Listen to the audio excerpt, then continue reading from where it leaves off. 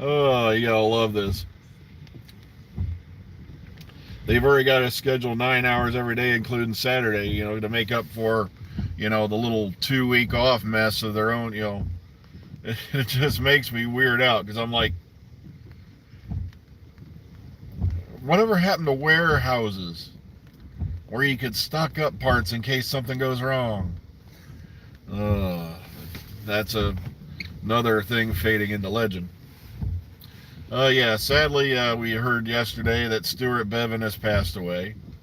Now, a lot of people are, okay, who's that? And I said, well, he played Professor Clifford Jones, who first appeared in The Green Death. And that's who, Katie Manning's character of Joe Grant ran off with at the end when she departed the show.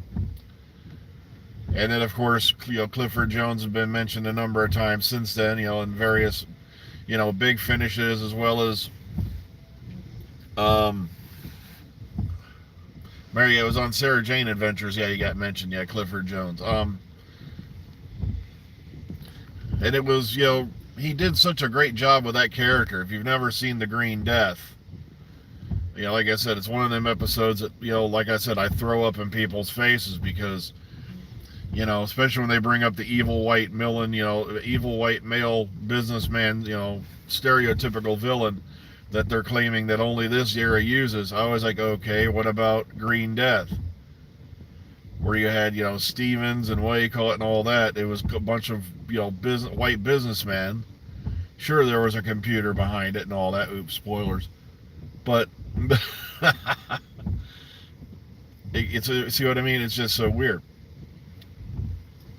But his character in that story was so memorable. He did such a great job at it. And it's kind of sad to hear, that Stewart has left us. Age 73, if I remember correctly. Yeah, someone caught me out yesterday because I actually said March 17th. Yeah, I was talking about the Easter special will be April 17th. Sorry about that. First day back to work, you're half asleep. You're running on coffee because you got to get back onto the usual schedule again. Well, like I said, it just amazes me some of the things that goes on in this world. So, like I said, it's raining out, but at least it's warm. It's like 50 degrees out here. This is February. It's 50 degrees and raining like it was a spring day out here. Ugh. It's just kind of weirding me out. It was coming down pretty good on the way to work. I actually had to kick the wipers all the way up to max for a minute there.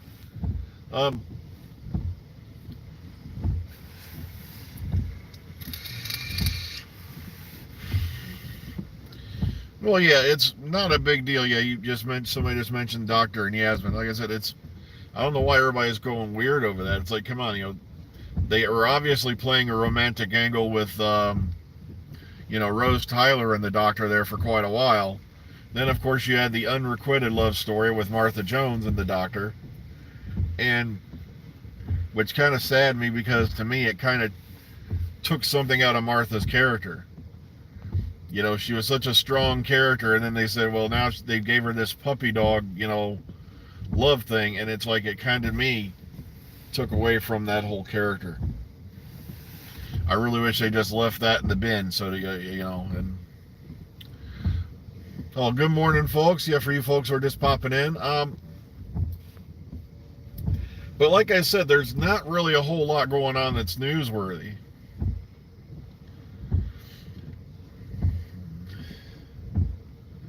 Yeah, Series 11 had a couple moments. Oh, yeah, that's how it came off too. But like I said, that was how some of the fans perceived it.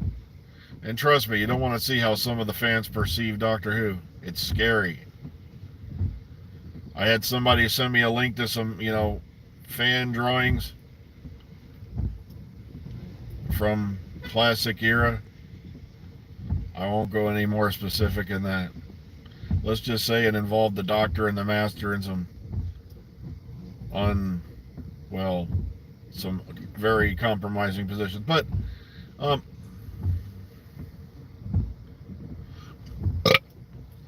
they're going to have to announce something soon.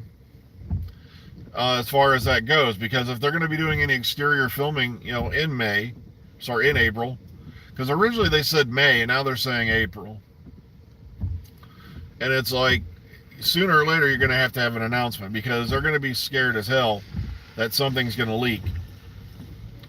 Now, like I said, I'm beginning to wonder, as I said before, that the David Tennant thing wasn't, something to lead us down the rose garden out of the, in a different direction. Because I've heard nothing further on it. But at the same time, like I said, I didn't hear anything further about Sacha Dhawan being the master. And that turned out to be true, and it caught me out of left field.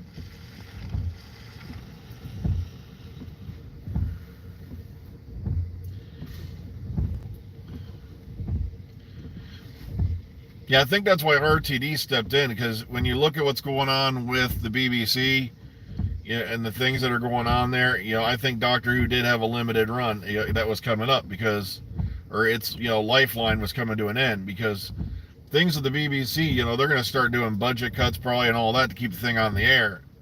They're going to do something crazy like become a subscription service, and it's like RTD already explained, look at HBO Max, which everybody puts up on a pedestal.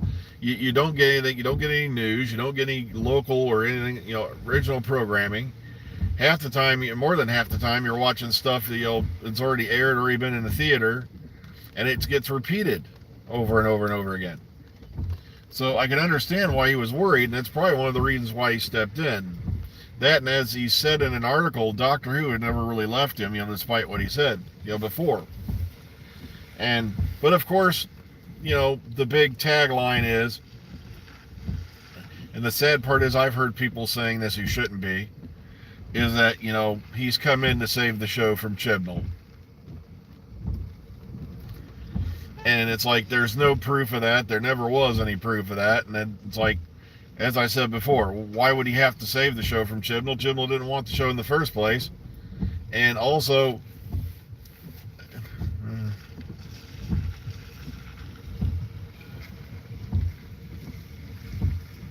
yeah, we already knew that, though. Yeah, we already knew that about the Centenary special. We knew months ago you were only getting so many episodes for Series 13, and then they were going to bow out after 2 specials. So like I said, I don't know why everybody's treating that like that's, the bee's knees in this high, great thing of news. We knew that months ago, especially when they announced, well, now they're doing the Centenary special, and that's going to be Whittaker's last episode. It's like, it's the same thing, Moffat had to do with, Twice Upon a Time, Dr. Falls, and all that. Because he decided he was going to, do a Christmas special that year, because Chibnall and them were not ready. And it's also, you're not going to want to unveil a new Doctor in a special. It's just, that's what weirds me out about what's going on with the 60th anniversary and all that. Because if the Centenary is the last episode for 13, then, please don't tell me you're going to try to introduce a new Doctor on the 60th anniversary special. It's going to be a disaster. It makes me feel bad for the person who's, stepping into that role, because as you're trying to introduce this new character, you're trying to showcase the last 60 years.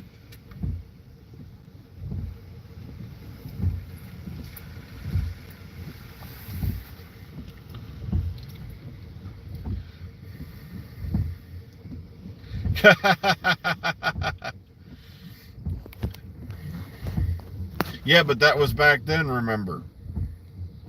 That was then, this is now. That's back when you didn't have streaming services. That's back when you didn't have... Also, that was not an anniversary special, where you're going to be like, okay, are we going to have previous Doctors back? Are we going to have previous companions back? How is this going to tie back into the classic series, if at all? Which, Era of the Zygons barely did. Yet it's...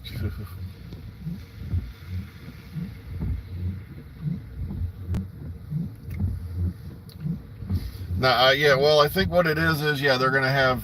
They've already filmed Jodie's regeneration scene, and all they're going to do is they're going to edit whoever it is in, to continue things on from there. Either that, or wouldn't it be a shocker if they did end it and it's just her regenerating. That would be a different one. But like I said before, they've got to announce who it is, sometime within the next month or so, because if they're going to start filming in April, they're going to be worried about, images and all that getting out to the public. And, when you're introducing a new character and all that, it's for the BBC, they have to be in control of the spin on it. If you put it out there beforehand, that means you've caught them off guard. They aren't ready for it.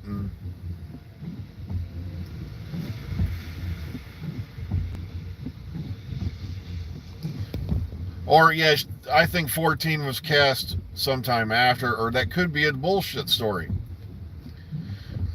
But at the same time, I don't think she was lying because, or I don't think they were lying because, remember when Capaldi regenerated, Jodie wasn't there either.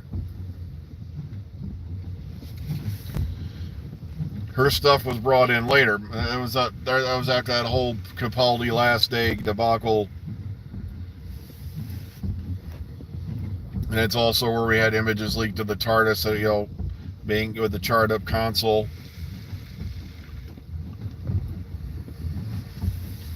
Yep, that's RTD though.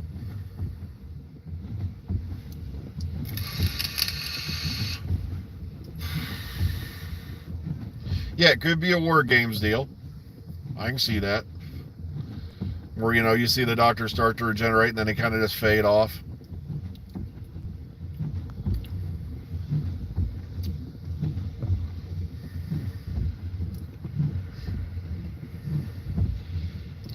Yeah, it was like I said, we've been hearing about 5, 6, and 7 and the Centenary and Ace being in it. Like I said, I always remain skeptical on these things because we've been misled before on things. So, why would they why would they just not mislead us now like they've always had?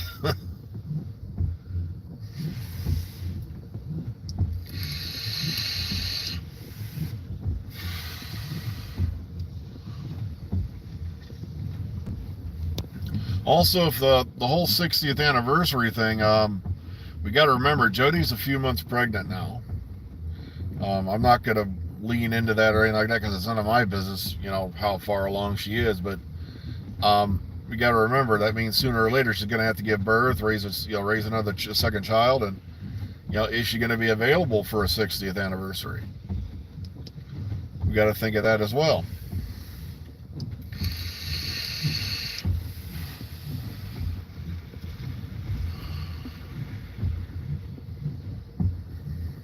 Well, folks, it's a couple minutes till I got to run in. Thank you all for joining me again out here in the parking lot. The parking lot. Please take care of yourselves on this wet Tuesday morning. Be kind, be careful. See you on the flip side. Have a good day now.